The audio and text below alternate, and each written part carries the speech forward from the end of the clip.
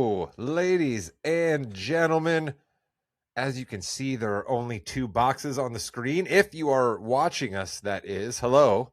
My name is Rod Morgan, the host of the Morgan You Know podcast. The executive producer of this podcast and co-host Jimmy Jamriska is not with us this evening. There's going to be a few less bells and whistles for you live watchers, but some of these things will still be put in post. That is the beauty of podcast. And joining me to help me do that is my dear friend, the old man, the third wheel of this podcast, if you will. And I don't even mean that in a bad way. He's just the third man of this podcast. He's our guy, Chris King. Chris, hello. Yeah, it's going to be hard. I mean, we don't have a semi-professional producer on our hands, so we're leaning heavily on you, Rod, as the semi-professional podcasting host. That's right. We got a semi-professional host and we got a semi-professional analyst, but we are sure to have total fun. There will be nothing semi about the fun we have around here. But Chris, unfortunately, we'll get to the fun after we start with something else here. Tiger Woods. We talked about him last week triumphantly. We were excited to see him play for TGL, and it has been nothing but basically downhill for Tiger Woods since then. He has announced recently that he will not be the captain of the Ryder Cup team in 2027. I saw that come across the wires just a little while ago. I saw that he's going to be allowed to leave the country to seek treatment, Chris, because he was arrested for DUI. What did you think when you first saw all this Tiger news start coming across your wavelength? It's unfortunate that and I'm not going to just keep it on Tiger, like right in general, it is unfortunate that we see people that have these problems continue to have those problems over and over again. And usually not just twice. Sometimes it takes 3 times before people realize or hit that rock bottom, so to speak, so to realize they need to get help and get treatment, right? So I guess I'm not that surprised, right? I wish it didn't happen, but when you're dealing with an illness like that, it's unfortunate. And when you have Tiger's money, go to the best place in the world, not just America. That's a very good point there. I couldn't help but think a little bit about privilege there, right? Certainly not everybody is going to get the opportunity to be released by the law to do that or have the money to do that, right? I also think that addiction, as you mentioned, is a terrible, terrible thing. Many of us have been touched by it in different ways in our lives, be it something ourselves or certainly someone in our own family. So I want Tiger to get well. I'm sad for what it means for the world of golf, right? Selfishly, here is just a guy who likes to host a weekly podcast with his buddies. I loved watching Tiger Woods play golf. Some of my favorite sports memories of my entire life came from Tiger Woods. One of the last times I cried about a sporting event, Chris, was when he won his last Masters back in 2019. And I think those days are probably gone and away from us. And I couldn't help but think of this, and I'm going to throw it back to you here. When you get to the reach levels Tiger Woods does, don't you think it's ultimately tough for anybody probably in his life to call him to the carpet and tell him he has a problem, right? I mean, when you get, nothing but sycophants around you and basically anywhere you go, fans adore you. You have millions upon millions of dollars. The only people around you work for you or making money off of you in some way. I just couldn't help but think, like, I wonder when the last time Tiger Woods got some real, genuine, good advice from a friend was. I'm not sure, but I don't think I buy that theory when it comes to Tiger, or we shouldn't, right? Think about who Tiger's dad was. Tiger is a man of discipline, right? You would expect Tiger to be able to have discipline over these types of urges and to know when he is getting too full of himself or indestructible or whatever it may be. That's not who I was kind of led to believe was Tiger, or the way Tiger was raised by his dad. His dad was a military guy, right? So like there is discipline instilled in him. He wouldn't have been this good if it wasn't for that. So I do think that can happen. We see that happen to a lot of younger athletes, especially. I expect more out of Tiger. I'll put it that way. I expect more out of him. Oh, that's definitely a great thing to say, Chris. And I don't want this to come across like I'm trying to make excuses for Tiger here, because I certainly am not. He's responsible for his own behavior. I just worry that a guy, right? It's like they say it's lonely at the top. You know what I mean? I mean, like, it's like a billionaire athlete. You know what I mean? Like, I just I just wonder how many people could have a couple of years ago, right? Because clearly this thing's been going on for a while now, right? If we're to believe what reports are out there, he blew a 0.0, Chris, but he was still booked for under the influence. So that basically means one thing, right? He was probably taking some type of painkiller, right? And we all know that he's had problems with his back, with his knees, this surgery, that surgery. Again, not making an excuse, but somebody in his life, maybe before we got here again, could have pulled him aside and said, Tiger, my guy, let's get a hold of this. And I just worry that he doesn't have anybody like that. And I hope that he just gets people around him now and gets himself right. And we don't have to hear about when Tiger Woods is going to come back and play golf. As sad as that makes me, I think that's probably what's best for him. We may not see him until he's pushing 60 and he plays in the Champions League. I think that's a good call, Chris. Let's move on to something else surprising, but this time surprising in a good way. We know we talked about the World Baseball Classic, that the jingoism of being for the United States to try to win the World Baseball Classic brought me back to baseball a little bit. I was kind of like, hey, I remember these rhythms. A pitcher up on the mound throwing the ball and a batter trying to get a hit. And okay, that's cool. So I've been checking back on baseball a little bit, dipping my toes in the water. Haven't watched a game as of yet. I will fully admit that, but I was checking in on things that were happening opening day. And Chris, I have two main points that I want to ask you about. The first is 3 letters, and it came up all weekend long. And I'm going to just need you to clarify for me exactly what it is, because as of right now, my understanding is there's a thing called ABS where batters can just challenge strikes whenever they want to by touching the top of their helmet, but you only get 2 a game. Am I right on any of that? Okay, you're pretty close. It's not just batters, the pitchers can do it as well. So if your home plate umpire calls a strike and the batter doesn't think it was a strike, they think it was too low or too outside, they will tap their helmet twice, right? If they are successful, you don't lose it. You'll still have 2. Actually, I think it's 3. You get 3, not 2. But you keep those, and you can continue to do that if you are right. Now, the pitchers can also do that. If they throw a good pitch that they think was in the zone, but it was called a ball, they can tap their head. You have to do it immediately. It's a quick judgment call. I like it. Now, there was a game last week between the Cincinnati Reds and the Boston Red Sox that this came up quite a bit. That home plate umpire was challenged 8 times, and they were successful 5 of them. And he was considerably off.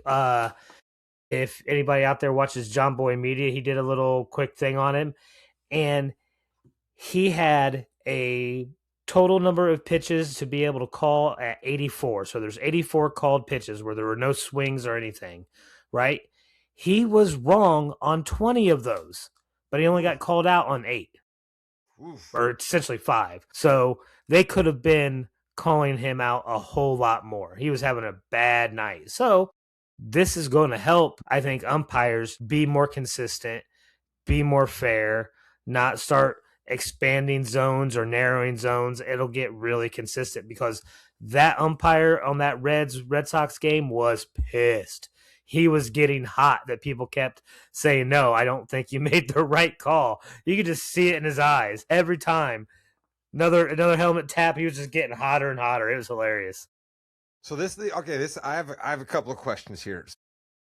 You said excuse me, man, something got in my throat there. Any batter or pitcher can do it at any time. That to me seems awfully dangerous because of what we've talked about in the NBA, about how every single time anybody in the NBA gets fouled or commits a foul, they do the whirly bird. You know what I mean? And then it's up to the coaches on the sideline to figure out, do we or do we not do it? So you're saying any guy, right? He's like, I don't like that. I can tap my helmet. So guys can tap their helmet in the first inning, the first pitch of the game. A guy can tap his helmet. Yeah, but that comes with coaching, Rod. You're not gonna tell your defensive second baseman that bats 8th, like, hey. Okay, so you think there's certain guys that are told ahead of time, you better not tap your helmet ever. Right, I'm sure there's some guys that get free reign. I think, and then also, especially in that Red Sox game that I watched, it was a lot of like, hey, this was going to be strike 3, but it was a ball. Those I and I get. have a guy on third, right? So that's coaching. Like, hey, this is situational. But yeah, and then Those I also, totally get. I'm all for that in the game. I just worry that like when you give an athlete a chance, right, to prove that they are right, they're probably going to always do that, right? Because athletes are basically predetermined by notion to think that they never do anything wrong. right? But if they only get three chances and they're wrong those three times, right? That's going to look bad on you. And then you're not going to want to keep doing it. So you got to I be see what you're selective, saying. So coaching just is like going to in come in by the football. end of the year, right? They're going to be able to track this, and they'll probably be able to start to tell a guy like, "Hey, like your tendency when you tap your helmet's not actually that good. Let's try to be a little bit more selective." I And wonder about our guy. and Okay, we can get even deeper, like Williams would be like, hey, this umpire is more likely to be off, and so we are more likely to challenge his calls than we would be another guy. that's exactly where I was going to go. Look at that, almost like we've been podding together for a little while. I wonder how much our guy Williams is studying these things, how much he's looking at, if this umpiring crew is working with this team. You know what I mean? Like this has just got to be another thing that he's putting in the Williams supercomputer over there. Which, by the way, Chris, what do you picture the Williams supercomputer to look like? Have you ever seen the movie Lucy with Scarlett Johansson? She Yes. turns into this weird computer at the end of it. That's what I envision. Something ultra futuristic that we've never seen before, right? And it's just like looking into an empty black hole galaxy. Like it's not even looking like real matter. It's something beyond our comprehension. The amount of detailed ref stats that he's somehow able to find is insane. It's not even true matter. It's beyond our comprehension is an excellent answer for what the Williams supercomputer looks like. All right, Chris, another part of our checking in on baseball is always going to be a Cubs update. We know a bunch of our Cub fan friends are out there. We're going to get to that in just 1 second. But Chris, one other baseball thing came across my timeline, and it came across my timeline hard. And that was one Mason Miller walking out of the bullpen for, is it San Diego, Chris? Is he a Padre? Am I right about that? Yeah, he's a Padre. Yeah, he's walking out of the bullpen in San Diego. Lights go down. People start flickering everywhere, and Corn's Blind is playing. Are you ready? Kicks at one point. Oh, I mean, it was just absolutely fabulous. So tell me, are more and more guys doing this now? Like, does everybody have a theme song? Is everybody WWEing their closer entrance now, like Ricky Wild Thing Vaughn? It's becoming more frequent. I'm not 100% sure if it's everybody yet, but I think you're seeing the big name guys starting to do it a little bit more, especially when they have a little bit more of an attitude. There was the guy from the Mets the other year or two ago that was coming out to that with the trumpets and everything. I think it's the And national it was, anthem. I think it's the national anthem of that dude's country. It's Diaz, right? Who's a Dodger now, and I think he's yeah, still doing it. I'm sure it is, right? Because I'm ignorant when it comes to that. So but that was also really huge and it gets the crowd into it. And if you're major leagues and you want this to be fun and engaging, you're going to kind of need some of that showmanship type stuff, especially later in games. And the crowd was pumped for that intro. If you guys haven't watched it, go to YouTube, Facebook, wherever you want to, and it'll be there. And you're right, Rod, the lights go out and you hear that guitar and it's just like this energy starts coming up and he starts jogging in the dark and then almost at the mound and is, "Are you ready?" And it's just awesome. It is now officially the second coolest clip I have ever seen with Corn's Blind behind only their performance at Woodstock 99, which just looks like the seventh circle of hell with like 100,000 people crawling all over one another, dirty, in the dark, things breaking and burning, with Corn on stage, headbanging, screaming at everybody. Look that one up too. That was an awful lot of fun. So, Chris, how did our Cubbies do to start out the season? Well, we've had two series so far, Rod, with the Nationals and the Angels, and we have won one series and lost the other. We lost the series to the Nationals, and we won the series against the Angels. Right? Would have liked to see. Really should have won the series against the Nationals, but our bats were a little bit cold to start off in that series. I think at least the first game and the third game. Got 10 runs in the second. Typical Cubs, right? We'll get 10 runs in a game, and then we can't score any the next. I saw that they re-signed Pete Crow Armstrong, so perhaps Tom Ricketts is finally ready to spend a little bit of money around the Cubs. We'll see. Exciting Baseball's back. I am not willing to completely shut it Rod, out. we got one more thing. We talked about it last week. You don't understand why this guy is so important or so compelling, but I gotta tell you, he's already starting this year, right? He came out first game pitching, 6 innings shutout baseball. All right, that was your MVP for offense last year, coming out and pitching 6 no-hit innings in his first outing. Oh, is this Shohei? Is this the Shohei Shohei Ohtani. update? Yep. Jimmy's got to You're get gonna have us to get another used to graphic that for too. that. Yeah, we're gonna have to get a graphic for the journey to Rodtober. We're gonna have to get Chris's obligatory Shohei update. Right? I just gave the big voice intro for it right there. How many years have I've been hounded on Shohei that you've been That's what I hating me mean. for it? Well, you've got video evidence going years back. When I was even trying to ban baseball, you were still bringing it up. So you definitely get all of the Shohei points. There's no doubt about that. But we'll pepper baseball in periodically, Chris, because the main sport that you, me, and Jimmy like to focus on this time of year is rolling into the playoffs. We only have a handful of regular season games left for all of our NBA friends. So let's take a look. The fast break.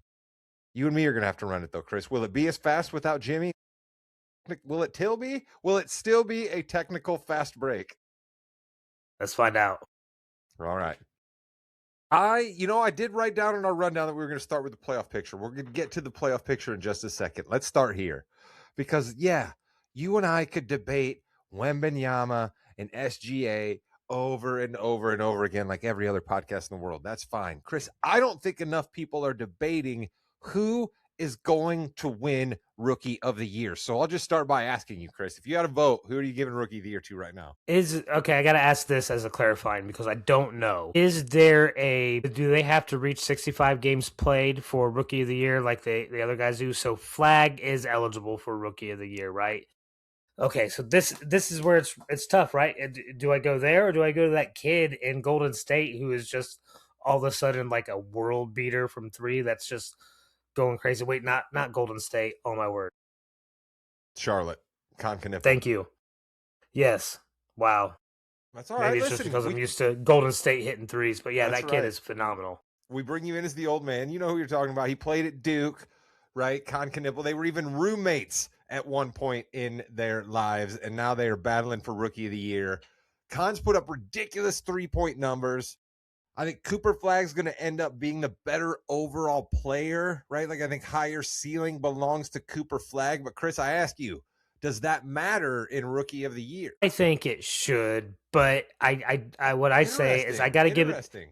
I think it should, but I still think I got to give it to the kid from Charlotte. All right, okay, because you want to know what Charlotte's able to do that Dallas isn't. Get into the play-in game. Of course, it's got to come back to tanking for you. How did I not know that this would somehow pepper into your answer? I'm just saying, Charlotte has made themselves a playoff contender, right? He's playing a lot more games that matter. That's for sure. Right, and he's played a lot more games. Period. To me, that matters as well. So I think I got to give him the edge, and I also kind of think it may be fair to give him that because we know Flag will get his accolades as his career goes on. I like that. I like that you're willing to admit that you think that factors in a little bit because believe it or not, I kind of do as well, right? I'd love to sit here and say that the Rookie of the Year should just be who is a rookie who has the best year. That'd be great. But the problem with that, in my opinion, is you get Malcolm Brogdon, right? You get Michael Carter Williams, Chris. These are two men who won Rookie of the Year in the NBA, right? And is anybody going to write home about their careers? No, right? So I think didn't Michael Redd win Rookie of the Year once too? I have. How dare you? How dare you take a shot at the Iowa State Buckeye legend, Michael Redd? How dare you? Or was he Wisconsin? Did he play Wisconsin? It was Wisconsin. Oh, see, it was a red and white school. Exactly. I knew it was a red uniform. He was a Bo Ryan assassin, wasn't he? God, Bo Ryan killed the Hoosiers all the time. Shout out to Bo Ryan. Those were the days.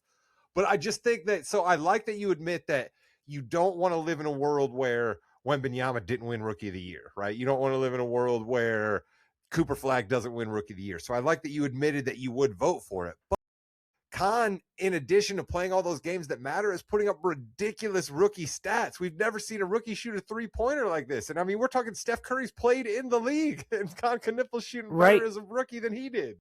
We saw Klay Thompson make all NBA for having a worse 3-point shooting season than what this kid's having. And his defense isn't completely matador, right? Like, you're not going to write home about Con Knipple or is he ever going to make an all defensive team, but I think his defense is serviceable enough. But there, I think, is an argument you could give to Cooper.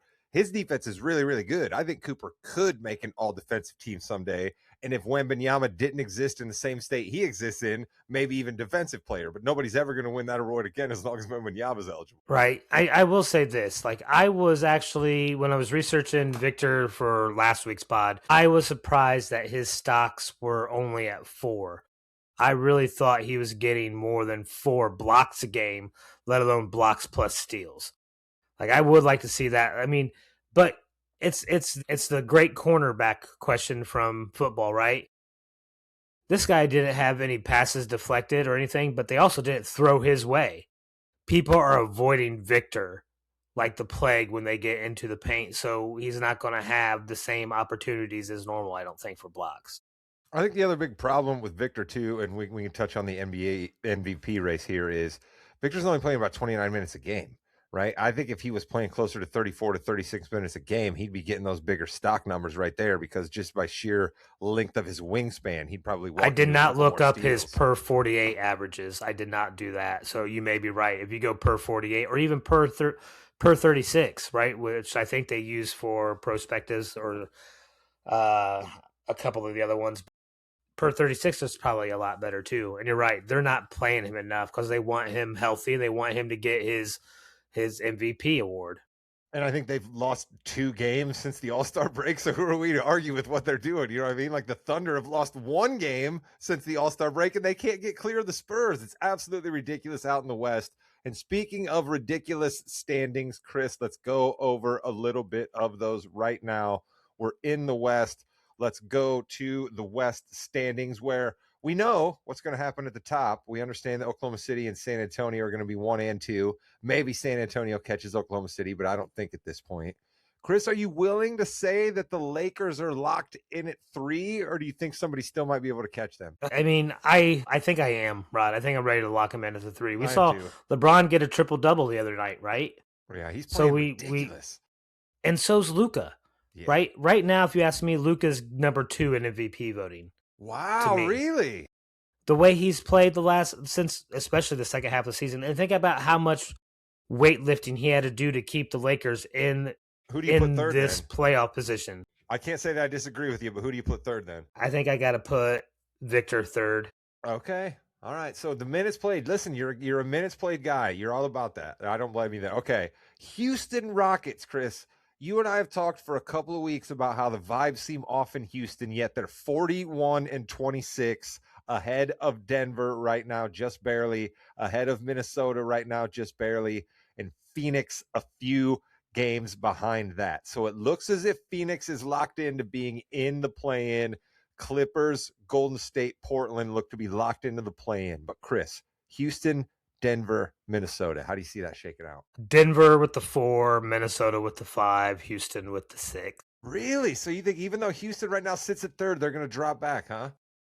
Well, I don't think they're in 3rd. According to what I'm looking at right here, they're in 6th because they have 2 less wins than Denver does and 1 loss more than Denver does. And they are sitting with the same record as the T-Wolves right now at 46 and 29.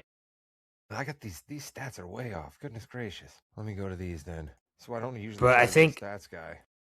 I think Phoenix is locked into the 7th spot. I don't think they have a chance of catching. Yeah, that much I was right about. But no, you're right. It looks like the Nuggets. Yep, 48 and 28. Lakers 3rd, Rockets 6th. All right. Yeah, all right. Okay, so the Rockets Timberwolves, though, play April 10th, Chris. They are tied at 1-1. Whoever wins that game then has the tiebreaker. You don't like Houston chances in that game to maybe then leapfrog them? Well, let's see. So you could be looking at I mean, if you're Houston, who would you rather play? Would you rather play the Lakers or the Nuggets? I think you'd probably rather play the Lakers, as crazy as that sounds. I just think you have you're going to have much more trouble dealing with Jokic than you're going to have trying to corral Luka a little bit. And God bless Austin Reeves, but like I don't know, in the playoffs, really, LeBron is still LeBron. But if I'm Houston, I'm probably want the Lakers over Denver because Jokic is Is just that that is much of a that the killer. Lakers? Is that the Lakers' Achilles heel? What Reeves can do in the playoffs when everything's ratcheted up a little bit more? That very well could be, right? And then also we're relying on DeAndre Ayton still for an awful lot in Los Angeles, and that can be trouble, right? Marcus Smart is the fifth starter out there, and God bless Marcus for his time as the Celtics, but he's been injury prone basically since Boston got rid of him. Again, Chris, we've made this joke before. If Brad Stevens calls you and offers you a trade, you probably don't want it because the guy that Brad Stevens is offering you is probably going to break down at the end of that. Well, if you're Denver, you want Houston, that's for Yes, sure, anybody in because the you West should don't want Houston. If I'm anybody in the West, I want Houston right now. Minnesota if you're Denver.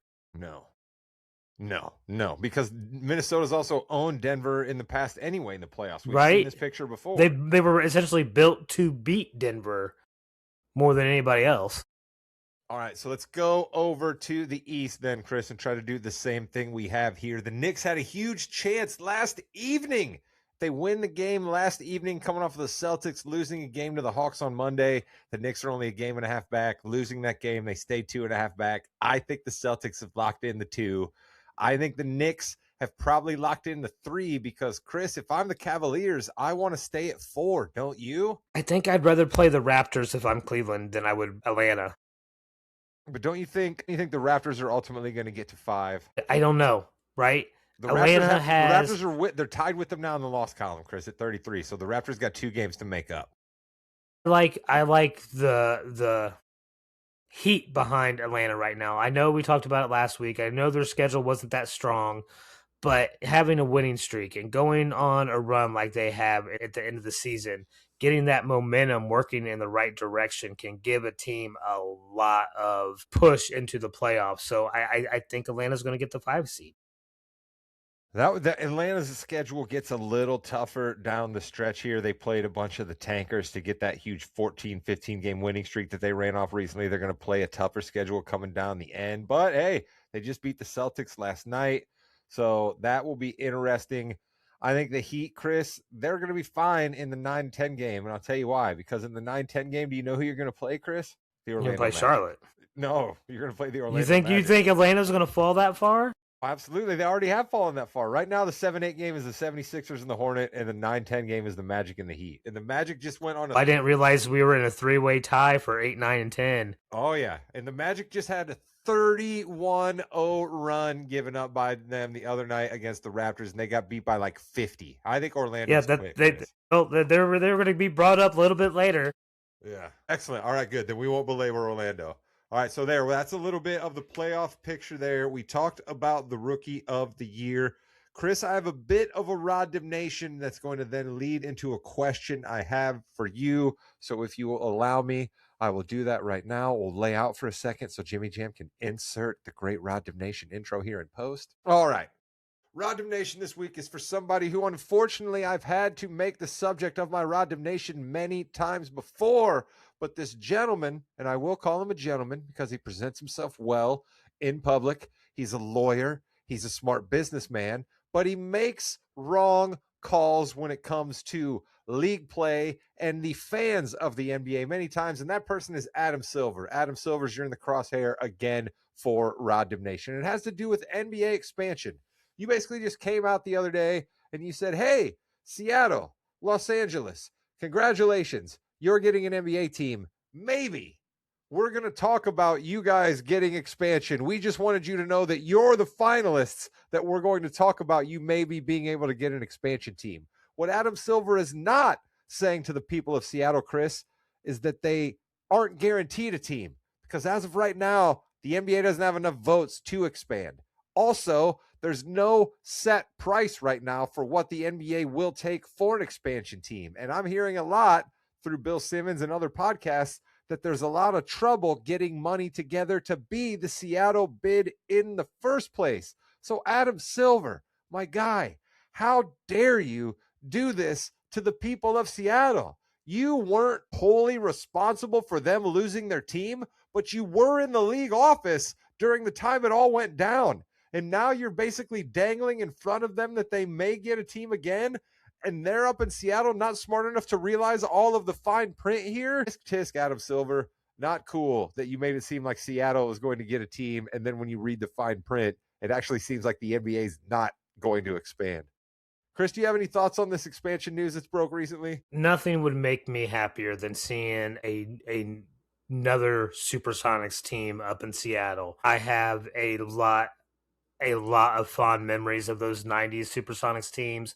You had Gary Payton, Sean Kemp. They made some great runs in the Western Conference playoffs. I really enjoyed those teams. I wish that okay, so bear with me, Rod. I brought this up in the offline TMYK chat this week about the SAVE Act that's getting pushed through Congress, right? In that SAVE Act, it talks about the local communities able to be able to band together and essentially purchase the franchise before it gets relocated and have it set up really like what Green Bay is set up as, was where the season ticket holders are essentially the owners but not the operators of said franchise. And if the NBA is really wanting to expand but having trouble finding what they want as a franchise fee or funding or anything else like that, then put something together where this community can come up and be like, okay, well, us as the local fans want to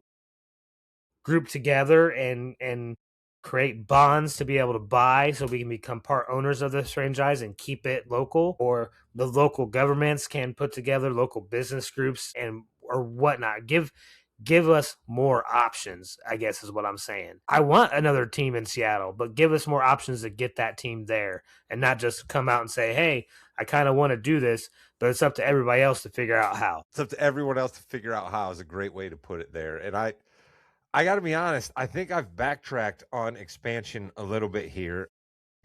I think the NBA needs to figure out their schedule. I think the NBA needs to figure out tanking. Like, I don't want to add two more teams to the league that are going to give up the last 15 games of the year. You know what I mean? The last 20 games of the year, like 10 to 14% of the league is done right now.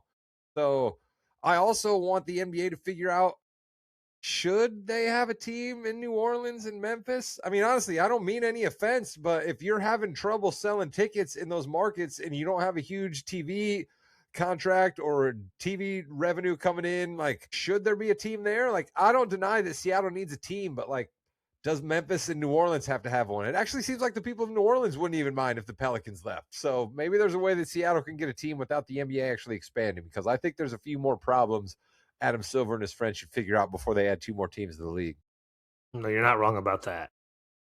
You know what else I'm not wrong about, Chris? You're about to give everybody the Kings hardwood hierarchy. Thank you, Jimmy. Okay, right. This is pretty boring for the most part because we're gonna stay in the West. Like I know we are fans in the East. I know you love your Celtics, and we have an affinity for the Pistons, right? But we know what's going on out there. Maybe I squeezed the Hawks in again, but I'm not going to do that. They weren't on their winning streak, right? So it's the Thunder, the Spurs, and then the Lakers in that order. You want to know why, Rod? For one, they're all 9-1 in their last 10.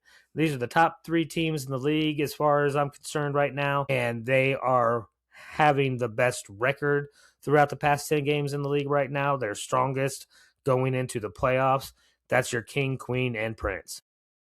It's up to the Lakers defense. I think you're absolutely right that they look like one of the best teams out there right now. But if they continue to play defense at a little bit better than league average clip, that's good for them.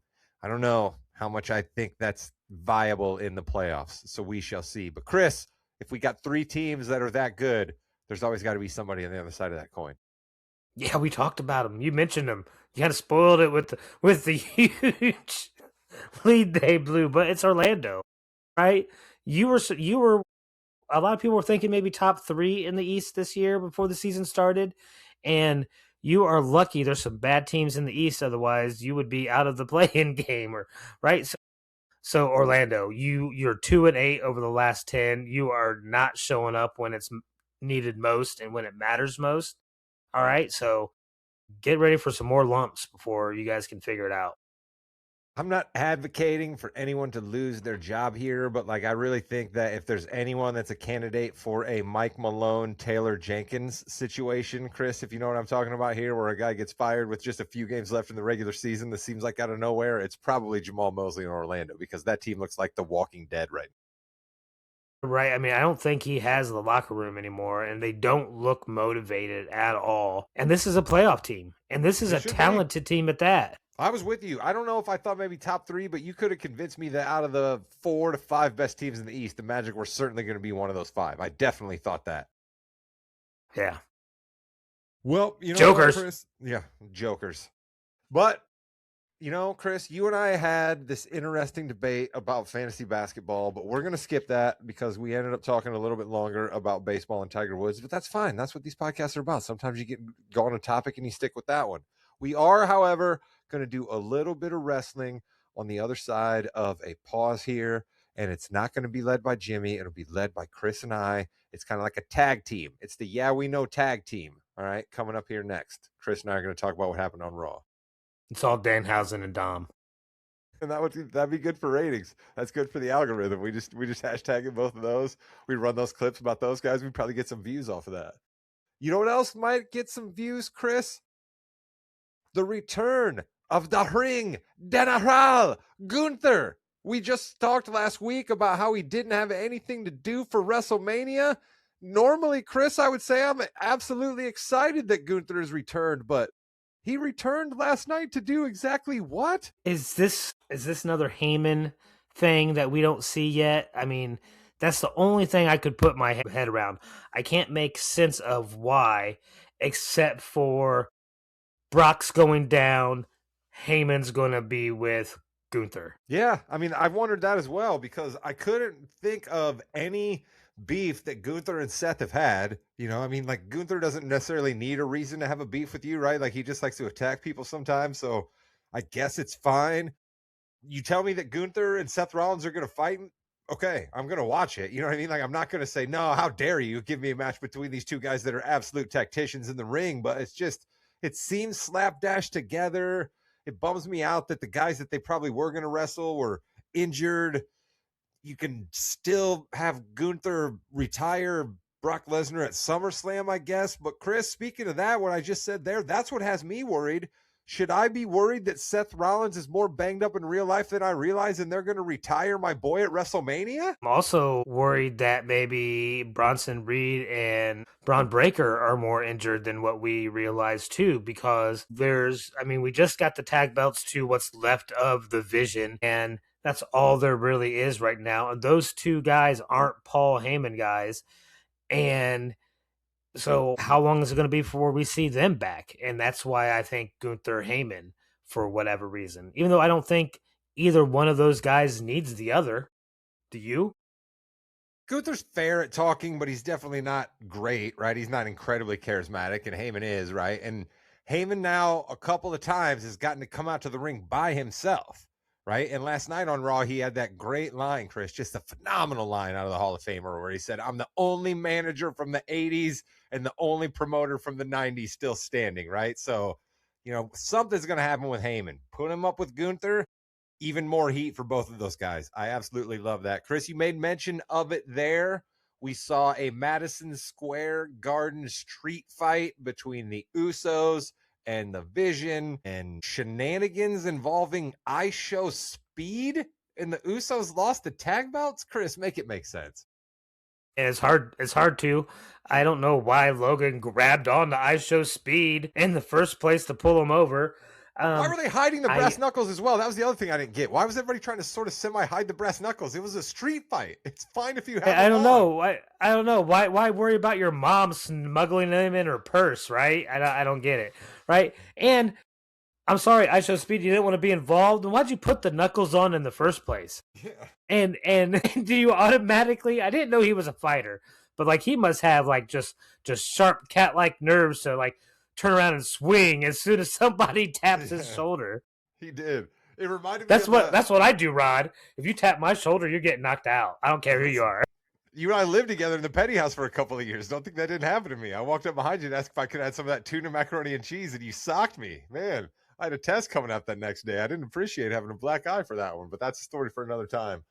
Here's the other thing that I wondered about, okay? Why do we think we need I show speed in something where you already have Logan Paul and you have the Usos who are supposed to be huge in your world? Like, what is I show speed doing for that feud, do you think, Chris? Or, I mean, clearly I show speed is not in our world, but what do you think he brings to it? Well, I don't think we can blame, many people except for the fact that we saw him get cursed by Danhausen, right? And this is what happens. You get strung up with the wrong people and the wrong crowd. Next thing you know, you're with Austin Theory and Logan Paul. No one wants to hang out with those guys. And that's what happens when you get cursed, Rod. Yeah, speaking of cursed, we also know that Grayson Waller is now cursed by Danhausen. And then things went bad for Kofi Kingston and Grayson Waller in their matchup versus Penta. So Penta retained the IC belt as well on that Monday Night Raw in Madison Square Garden. We saw Io Sky versus Raquel Rodriguez. This was kind of interesting to me, Chris, what went down in this match. We saw Io Sky take a loss. What do you think was going on here with Io Sky taking a loss to Raquel Rodriguez?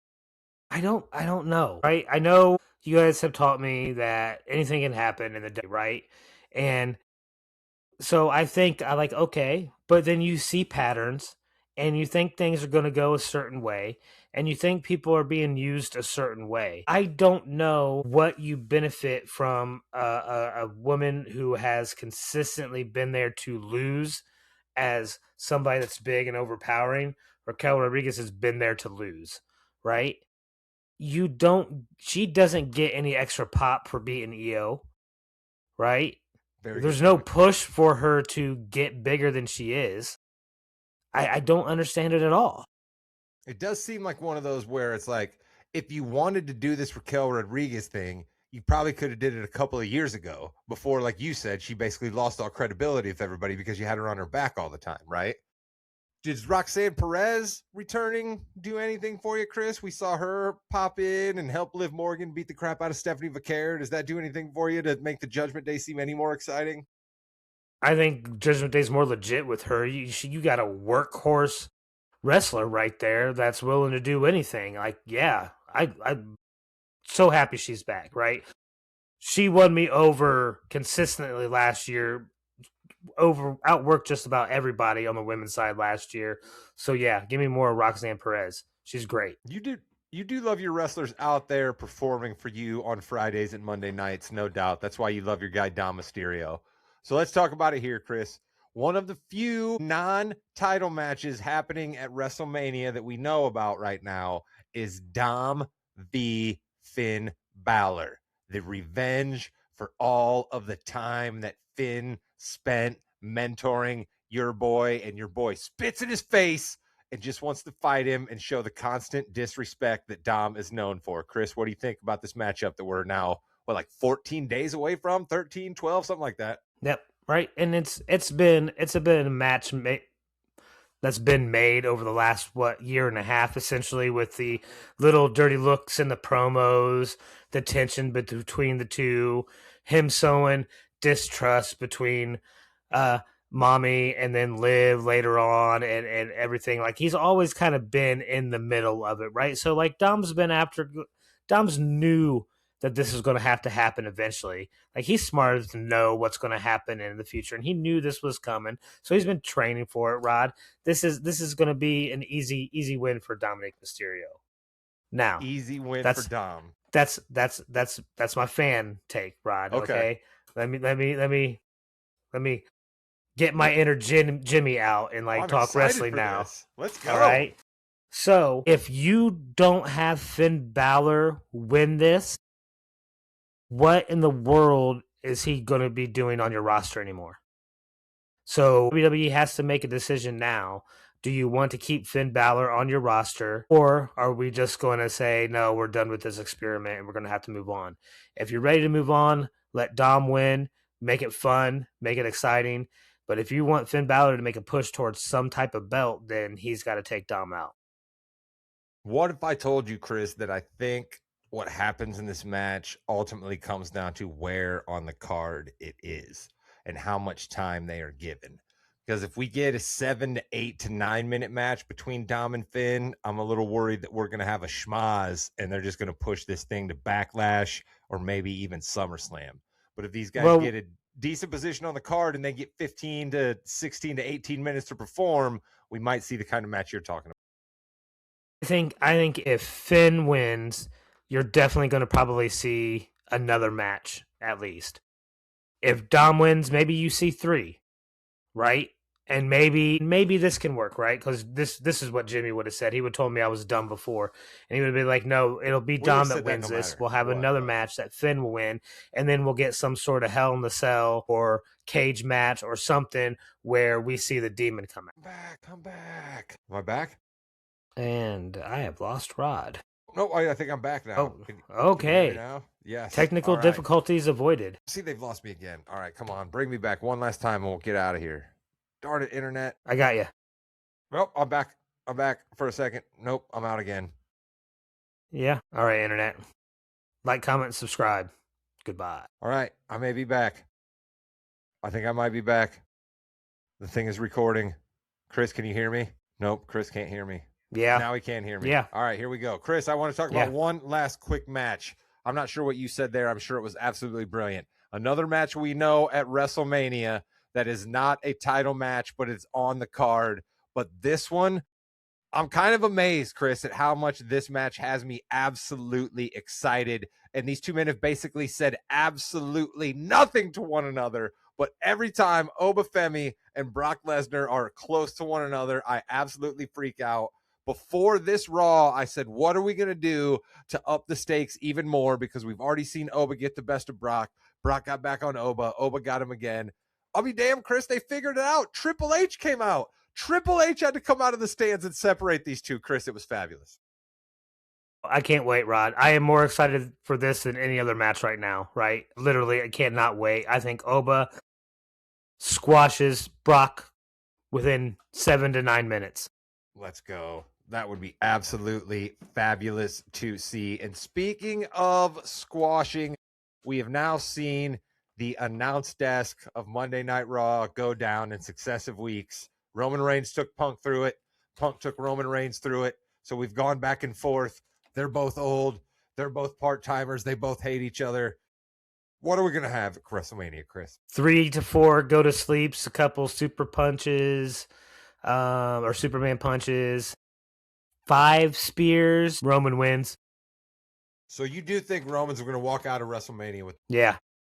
I tend to think that too, but I also am trying to think of a world where CM Punk retains the belt. In a world where CM Punk retains the belt, Randy Orton beats Cody Rhodes. So I don't think we'll see both belts change hands. So which one would you rather see? No, they both have to. Wow. Listen, you know me. You and me are on the same train with Cody, right? I'm not going to ever agree with you on Drew McIntyre. And anytime you try to say nice things about my guy Seth Rollins, it makes me angry. But with Jimmy's Cody, lucky he's not here. Jimmy is lucky he's not here, right? Because this is how bad this story with Corey Rhodes is. All right. They had to bring out Hall of Famer Stephanie McMahon to give this a little bit more juice. It was nice to see Steph in the ring, but I was a little bit like, Steph McMahon? Really? Okay. She's still good. Oh, yeah. Right? She hasn't, right? She's still good. But, like, that's what we needed. No one else wanted to just see Cody go out there and talk. They needed to have a little bit more, so they brought Stephanie to give it a little bit more pizzazz. That's what they needed. She hasn't had to do anything like that for anybody in, what, a decade? So... let's go. Listen, Bad News Brown, Chris. Bad News Brown also, we received word, is going to be in this WWE Hall of Fame class. Are you excited for Bad News Brown making it into the WWE Hall of Fame? Yeah, him and Sid, they deserve it.